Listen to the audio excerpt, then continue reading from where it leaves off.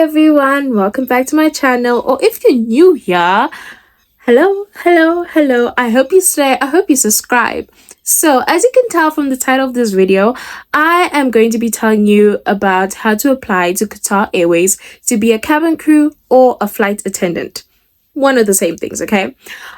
So first of all, you're going to navigate to the official website, Qatar Airways. Please bear in mind, do not be scammed, okay? This is one of the things that they told us when we were there for our meet and greet. Do not be scammed by anybody claiming to be from Qatar Airways or anything. They do everything on the official website and they send everything through their official email address. Okay, so first of all, you're going to go to their website and you're going to see if you meet the minimum requirements that are required by them. So just reading off what the requirements are, you have to be at the minimum age of 21. You have to have a minimum arm reach of 212 centimeters. Okay, this is when you are standing on your tippy toes without any heels, okay, without any shoes.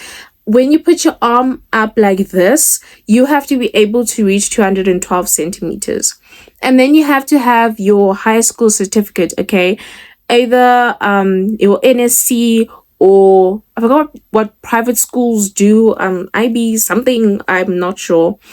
You have to be fluent in English. So you have to be able to speak it. You have to be able to write it and communicate properly with people, okay? And you also have to be healthy and to be fit. Also, you have to be over 160 centimeters. For me personally, I hit 160 centimeters like dead on. That is my height. And you have to be willing to relocate to Doha, Qatar, because you are going to be based in Doha, Qatar.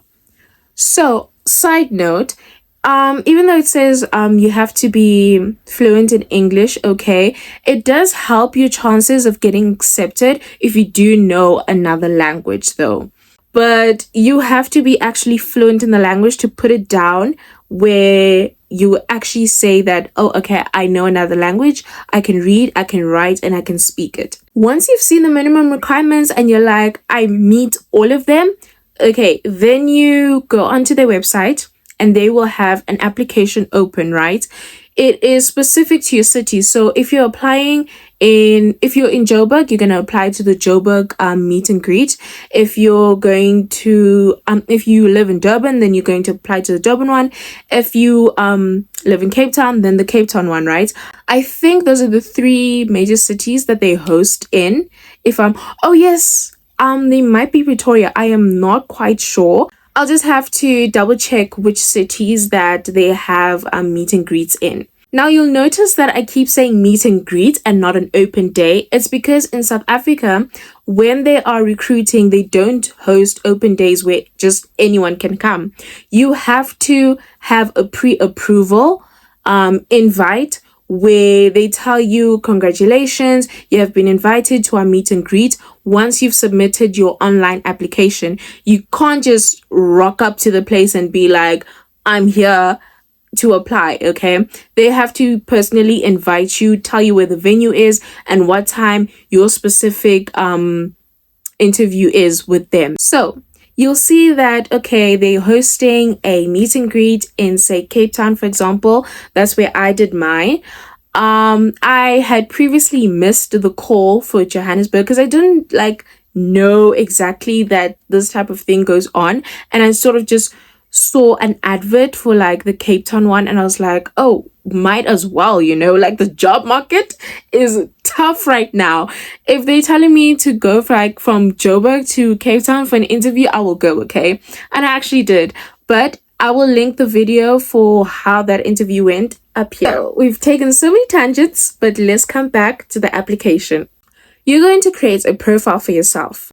I filled in my name, my surname, my age, my height, what else? It also asks you if you are okay with serving alcohol on board, if you're okay with wearing the Qatar uniform, and then it asks you for your CV, and then oh yes, for minimum requirements, so sorry that I forgot this, you have to have at least 1 year of customer service. So you have to have worked in a role where it involves like hospitality, catering to somebody, okay, customer service, like whether you were a teller, whether you were a waitress, something like that, okay, where you interacted with people. That is a minimum requirement.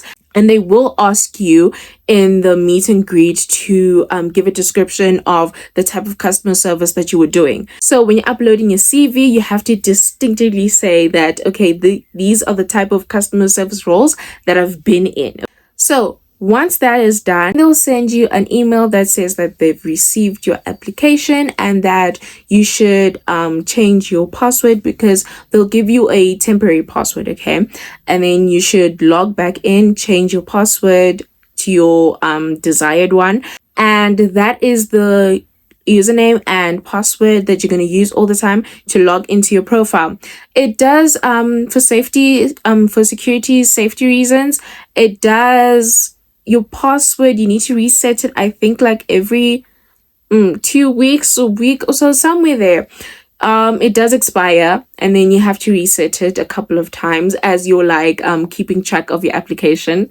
And then once that is done, you also have to finish up your application, your profile. And when you're completing your profile, it'll ask for even more details than the ones that you previously gave. So it'll go in more depth to get to know you. So look out for that email once you've submitted your online application so that you can go back and fill in all the details that are necessary. Otherwise, your application may get rejected because you did not fill in everything. Once that is done, if you're successful, they'll send you another email and it'll say, "Good day," your name, and then it'll tell you the details of where the meet and greet will be taking place.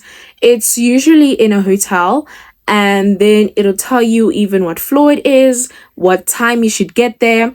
Strive to get there at least the bare minimum 15 minutes before. You do not want to be late. Somebody was late to a meet and greet, and unfortunately that shows poor time management skills in a job that is very dependent on you having very good time management skills. And so they will kick you out, unfortunately. They say, "Unfortunately, you were late," and yeah, your journey ends here. So please, at the minimum, get there 15 minutes before. You can even get there an hour before if you have to. So good luck. I hope you get in.